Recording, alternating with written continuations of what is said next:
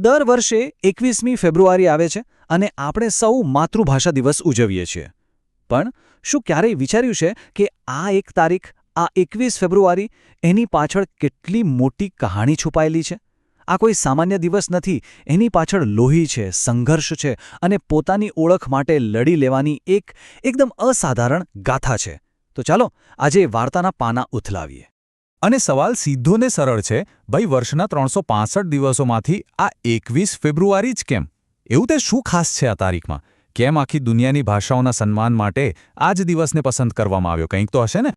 જુઓ, આ સવાલનો જવાબ શોધવા માટે આપણે કોઈ પુસ્તક નહીં પણ ઇતિહાસના પાના ઉથલાવવા પડશે.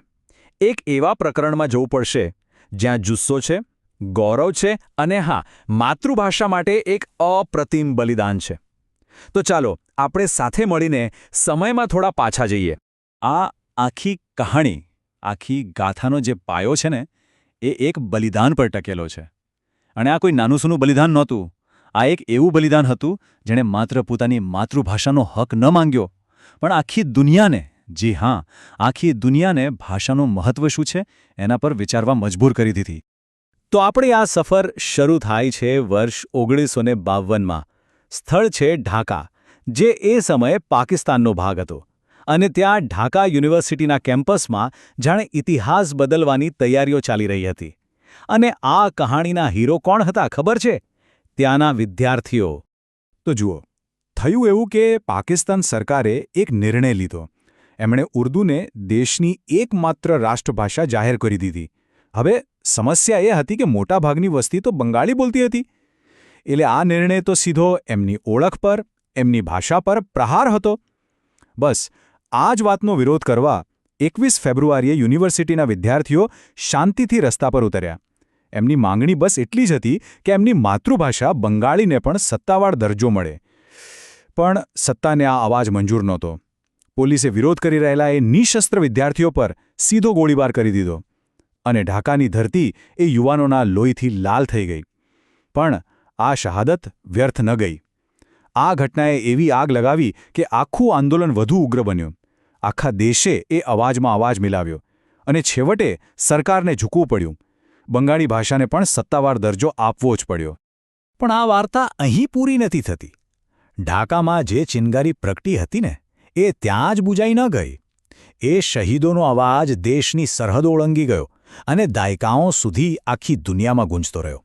તો ચાલો હવે એ જોઈએ કે આ એક સ્થાનિક સંઘર્ષ એક ગ્લોબલ મૂવમેન્ટ કેવી રીતે બન્યો.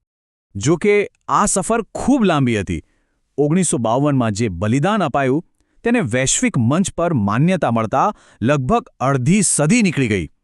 છેક 1999માં યુનેસ્કોએ આ ઐતિહાસિક સંઘર્ષને અને એ શહીદોને માન આપ્યું.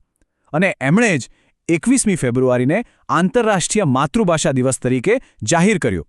બસ ત્યારથી, એટલે કે વર્ષ 2000થી આખી દુનિયા દર વર્ષે આ દિવસે એ શહીદોને અને સાથે સાથે પોતપોતાની માતૃભાષાને યાદ કરે છે.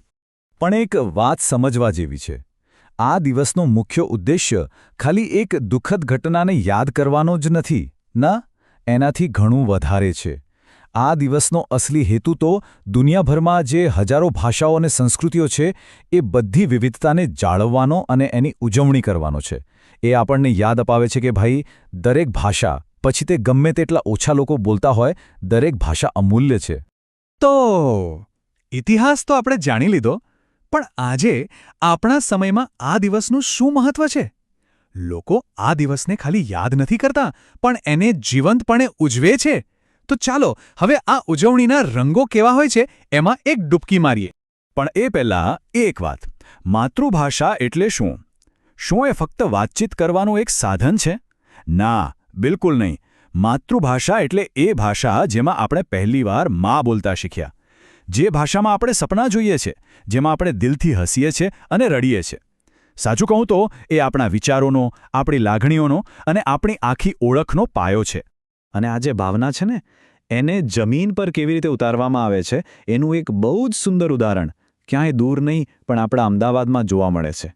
અહીંયા તો આ દિવસ કોઈ તહેવારથી ઓછો નથી હોતો, સાચે જ. જરા કલ્પના કરો તો, અમદાવાદના રસ્તા પર એક હાથીની અંબાડી પર આપણા ગુજરાતી સાહિત્યના અમૂલ્ય ગ્રંથોની શોભાયાત્રા નીકળી રહી છે. આજુબાજુ આપણા જાણીતા કવિઓ પોતાની કવિતાઓથી વાતાવરણને ગુંજવી રહ્યા છે. ક્યાંકથી લોકસંગીતના મીઠા સૂરો સંભળાઈ રહ્યા છે. અને નાના નાના બાળકો પૂરા ગર્વથી નારા લગાવી રહ્યા છે, મારી ભાષા, મારું ગૌરવ. આ ખાલી એક ઉજવણી નથી. આ આપણી સાંસ્કૃતિક વિરાસતને, આપણી ઓળખને જીવંત રાખવાનો એક ખૂબસૂરત પ્રયાસ છે. તો આ બધી ઉજવણી અને ગૌરવની વાતો બરાબર છે, એકદમ સરસ છે. પણ જેમ કહેવાય છે ને, દરેક સિક્કાની બે બાજુ હોય છે. અને બીજી બાજુ એ છે કે આજના આધુનિક સમયમાં આપણી પોતાની માતૃભાષાઓ એક નવા જ પ્રકારના પડકારનો, એક સંકટનો સામનો કરી રહી છે. આજે પરિસ્થિતિ એવી છે કે લગભગ દરેક ઘરમાં એક મૂંઝવણ છે, એક દ્વિધા છે. એક બાજુ આપણી માતૃભાષા છે, જે આપણા સંસ્કાર છે, આપણી સંસ્કૃતિનું મૂળ છે. અને બીજી બાજુ છે અંગ્રેજી, જેને આજની દુનિયામાં સફળતાની ચાવી, એક જરૂરિયાત માનવામાં આવે છે. અને આ બંને વચ્ચેનું જે બેલેન્સ છે ને, એ ક્યાંક ખોવાઈ રહ્યું હોય એવું લાગે છે. અને આજે અંગ્રેજીનો ક્રેઝ છે, એની અસર હવે સ્પષ્ટપણે દેખાઈ રહી છે.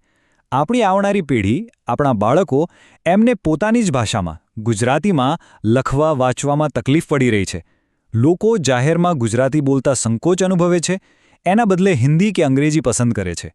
અને સૌથી ખતરનાક વાત, એક એવી ગેરસમજ ફેલાઈ રહી છે કે જે ફટાફટ અંગ્રેજી બોલી શકે એ જ હોશિયાર છે. અને અહીંયા જ આખી વાતનો સાર આવી જાય છે. આપણે એ મૂળ વાત જ ભૂલી રહ્યા છીએ કે અંગ્રેજી પણ આખરે તો એક ભાષા જ છે. બસ, દુનિયાની બીજી હજારો ભાષાઓ જેવી જ એક ભાષા. એ કોઈની બુદ્ધિ કે હોશિયારી માપવાનું સાધન નથી. તો અંતે આ આખી ચર્ચા આપણને એક મોટા સવાલ પાસે લાવીને ઊભી રાખે છે કે ભાઈ, આજના આ ગ્લોબલ વર્લ્ડમાં જ્યાં દુનિયા સાથે ચાલવા માટે બીજી ભાષાઓ શીખવી જરૂરી છે, એ વાત સાચી, પણ એની સાથે સાથે આપણે આપણા દિલની ભાષાને, આપણી ઓળખના મૂળને, આપણી માતૃભાષાને કેવી રીતે સાચવી શકીએ, એના ગૌરવને જીવંત કેવી રીતે રાખી શકીએ. અને સાચું કહું તો આનો જવાબ કોઈ એક વ્યક્તિ પાસે નથી. આનો જવાબ આપણે સૌએ સાથે મળીને શોધવાનો છે.